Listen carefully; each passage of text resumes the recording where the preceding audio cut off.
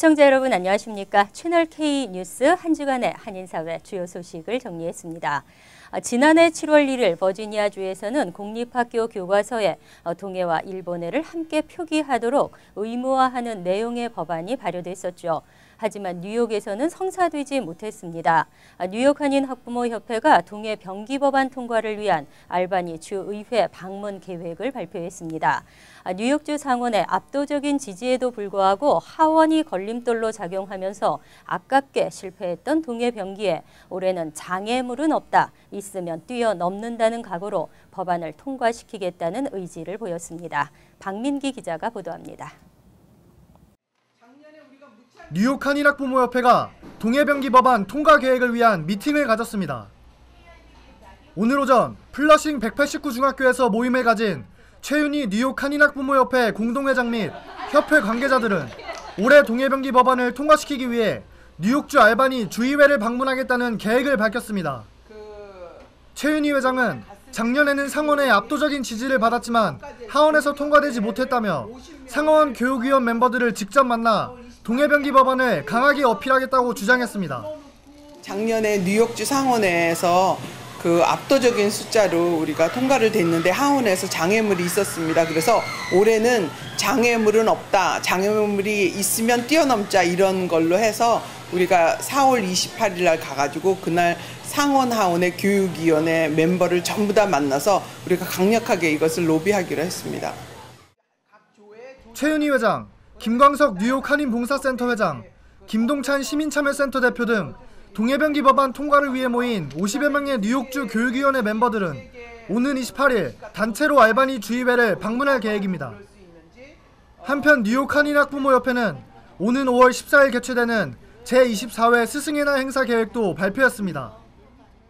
협회 관계자들은 선생님들의 마음을 사로잡아 성공적인 자녀교육 시스템을 확립하는 것이 목표라고 강조하며 학생과 선생님이 함께 즐길 수 있는 댄스 콘테스트 및 난타 등의 이벤트를 준비 중이라고 밝혔습니다. 채널 K 뉴스 박민기입니다. 뉴욕 한인 직능단체 협의회가 4월 원래 회의를 가졌습니다.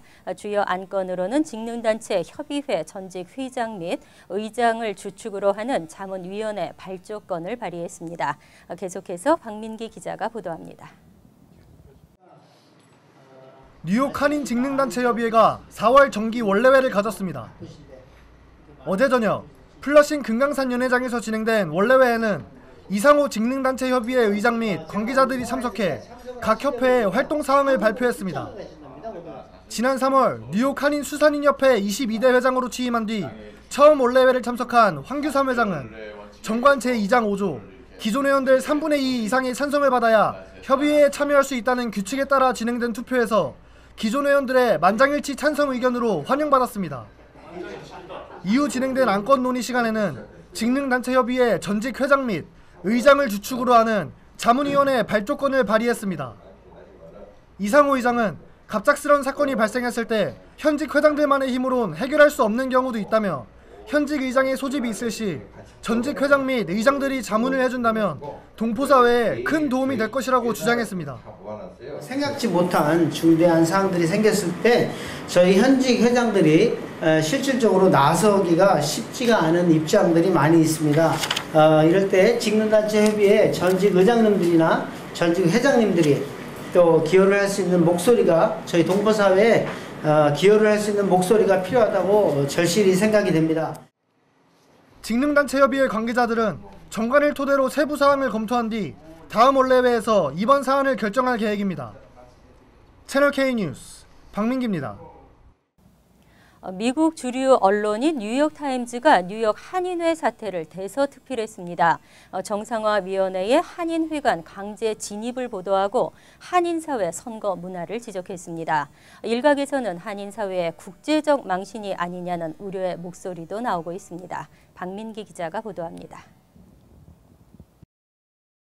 뉴욕타임즈는 지난 10일 일간지 24면 전면에 걸쳐 자물쇠와 지도자를 교체하려는 뉴욕 한인회 침입이라는 제목으로 뉴욕 한인회 공방전을 상세히 보도했습니다. 정상화위원회의 강제 진입을 쿠데타라고 표현하며 열쇠 수리공을 불러 문고리를 부수고 진입하는 과정부터 정상위의 향후 일정, 그리고 뉴욕 한인회의 역사까지 선거부터 현재까지의 상황을 자세히 설명했습니다. 특히 뉴욕타임즈는 과거 한국 이민자들의 안정적인 정착을 위한 삶의 지표 역할을 했던 뉴욕 한인회가 인구가 급증함에 따라 현재는 주요 행사만 신경 쓰는 단체로 전락했다고 명시했습니다. 뿐만 아니라 뉴욕 한인들은 한국에서 오는 주요 인사들을 접대하고 인맥을 쌓기 위해 뉴욕 한인회장이 되려 한다며 무료 봉사직을 차지하기 위해 공탁금 10만 달러를 포함 매 선거에서 수백만 달러를 소비하는 한인사회의 선거 문화를 지적했습니다. 미국 최대 일간지 중 하나인 뉴욕타임즈가 뉴욕 한인회의 실상을 낱낱이 파헤친 만큼 일부 한인들 사이에선 뉴욕 한인회로 인해 한인사회가 국제적 망신을 당한 거 아니냐는 우려의 목소리가 제기되고 있습니다. 한편 저번 주 금요일 민승기 뉴욕 한인회장의 신고로 뉴욕 한인회관에서 강제 퇴거 조치된 정상위 측은 빠른 시일 내에 대책을 강구해 한인회관을 다시 방문하겠다는 계획을 밝혔습니다. 채널 K 뉴스 박민기입니다. 재외동포를 겨냥한 피싱 사이트가 등장했습니다. 재외동포재단이 코리안 넷을 사칭한 해당 사이트를 적발하고 차단 조치했는데요. 유사 사이트에 속지 않도록 주의하셔야겠습니다. 재외동포재단은 지난 10일 재단이 운영하는 재외동포 포털 사이트 코리안넷을 사칭한 피싱 사이트를 적발하고 차단 조치했다고 밝혔습니다. 동포재단은 현재 재외동포재단 장학사업 등을 가장한 피싱 사이트를 연결하는 이메일에 대한 신고가 잇따르고 있다고 당부했습니다. 또 피싱 사이트로 연결되면 PC가 악성 코드에 감염될 수 있다며 보안에 유의하길 바란다고 강조했습니다. 피싱 사이트는 주소뿐 아니라 화면 구성에 문구나 디자인 등의 실제 사이트와 매우 흡사하게 제작돼 있어 구별이 어려운 것으로 알려졌습니다. 동포재단은 의심스러운 이메일을 받았을 경우 가짜 사이트에 접속하지 말고 이메일을 삭제해야 한다고 당부했습니다. 만약 접속했을 경우 www.korean.net인지 확인하고 아닐 경우에는 절대 로그인하거나 개인정보를 입력하지 말 것을 권고했습니다. 재단은 또 경찰청의 파밍 방지 프로그램인 파밍캅을 설치하는 것이 좋다고 덧붙였습니다. 주류 면허 사업자와 BYOB 업소 간에 끊이지 않았던 논쟁, BYOB 논란이 끝날 것으로 기대됩니다. 뉴저지 팰리세이드 파크이 이 문제를 해결할 민관조정위원회를 구성하고 본격 논의에 들어갑니다.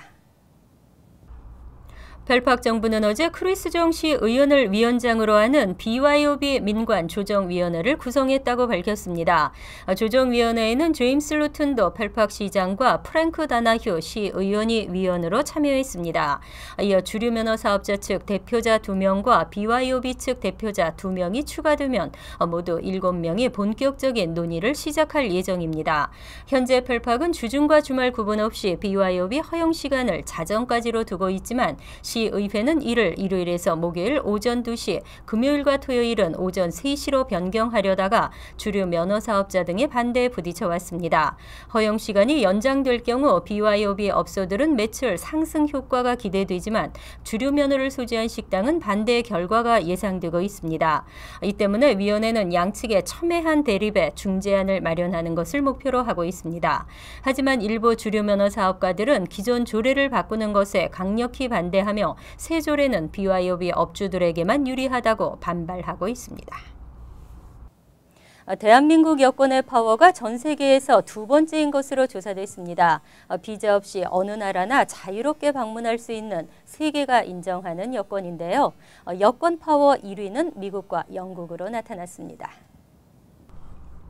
금융자문사 아톤 캐피털은 전 세계 199개국을 대상으로 여권 파워 순위라는 여권 지수를 개발해 발표했습니다. 이 여권 파워란 비자 없이 방문할 수 있는 나라나 외국에 도착하자마자 즉석에서 비자를 받을 수 있는 나라를 많이 가진 여권이 가장 힘이 세다는 의미입니다. 이 지수에 따르면 세계 1위 여권은 미국과 영국으로 조사됐습니다. 미국과 영국 여권의 소지자는 147개 나라에 선비자 없이 방문할 수 있도록 허용됐습니다. 차지했습니다. 이어 2위는 한국과 프랑스, 독일로 145개 나라를 비자 없이 방문할 수 있고 이탈리아와 스웨덴이 3위, 일본과 덴마크, 싱가포르가 핀란드, 네덜란드가 4위를 차지했습니다. 이어 스위스가 5위로 뒤를 이었습니다. 한편 북한은 레바논과 가봉, 캄보디아와 함께 44위를 차지했습니다. 이들 여권 소지자의 무비자 방문국은 74개국입니다. 또 중국과 러시아는 북한보다 뒤져 나란히 45위에 그쳤습니다. 힐러리 클린턴 전 국무장관이 2016년 대선 출마를 공식 선언했습니다. 일부가 아닌 대다수 국민이 함께 더 나은 삶을 사는 사회를 이끌겠다는 포부를 밝혔습니다.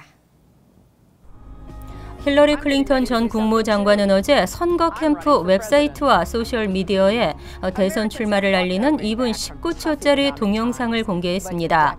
힐러리 전 장관은 미국인들이 경제적으로 어려운 시기를 극복하기 위해 싸웠지만 아직은 가진 자들에게만 유리한 실정이라면서 평범한 국민들의 챔피언이 되고 싶다는 포부를 밝혔습니다. 클린턴 전 장관은 이어 국민들이 보다 나은 삶을 살 수 있도록 돕고 싶다고 밝히고 자신의 여정에 동참해달라고 요청했습니다. 한편 버락 오바마 대통령도 이에 대해 훌륭한 대통령이 될 것이라며 힘을 보탰습니다. 오바마 대통령은 11일 파나마에서 기자회견을 열고 클린턴 전 장관은 2008년 예비선거 때 가공할 만한 후보였고 본선 때는 나의 위대한 지지자였으며 대선 승리 후에는 탁월한 국무장관이었다고 설명했습니다. 한식이 공립학교 급식으로 제공됩니다. 우선 이번 가을 학기부터 펠팍 린드버그 초등학교에서 한식 제공이 가능하게 되면 뉴저지 타 학군으로도 확대될 것으로 보입니다. 미동부 한식세계화추진위원회는 어제 펠팍 린드버그 초등학교를 방문해 급식 제공 현장을 살펴보고 관계자와 향후 한식 제공 계획 등을 논의했습니다. 추진위 측은 오는 6월 초쯤 펠팍 린드버그 초교에서 시범 급식을 제공한 뒤 9월에 시작되는 가을 학기부터 한식을 정규 급식으로 제공할 계획이라고 밝혔습니다. 김영환 추진위 위원장은 당초 4월 말쯤 시범 급식을 제공할 계획이었지만 일정상 오는 6월 초로 연기했다며 시범 급식을 통해 학생들의 선호도 메뉴와 영양 성분 등을 구체적으로 파악할 계획이라고 말했습니다. 또 영문으로 음식과 재료에 대한 설명을 제공하고 학생들의 이해를 도울 것이라고 설명했습니다. 한편 급식 제공 형태는 추진위가 한식을 급식업체에 납품하면 이를 업체가 승인하고 학생들에게 제공하는 방식이 논의되고 있습니다. 펠팍 학군에서 한식 제공이 성공적으로 이루어지면 다른 뉴저지 학군에까지 한식 제공이 확대될 수 있을 것으로 기대되고 있습니다. 오는 28일과 29일 연방의사당 앞에서 아베 총리 규탄대회가 열립니다. 규탄대회 준비위원회는 일본 아베 총리가 전후 처음으로 미국 상하원 합동회의에서 연설하는 것은 2차 세계대전이 끝난 후 70년이 지난 시점에서 일본이 과거 전쟁 범죄를 사죄하기보다는 새로운 세계질서 개편에 편승해 과거사를 부정하고 면죄부를 받으려는 술책이라고 진단했습니다. 준비위원회는 또 일본의 솔직한 자기 반성과 사죄를 바라는 동포들이 규탄대회를 통해 정확한 역사를 미국에 알리기 위해 분연히 행동하기를 원한다며 동포들의 적극적인 동참을 당부했습니다. 채널K 뉴스 여기서 마칩니다. 함께해 주신 여러분 고맙습니다.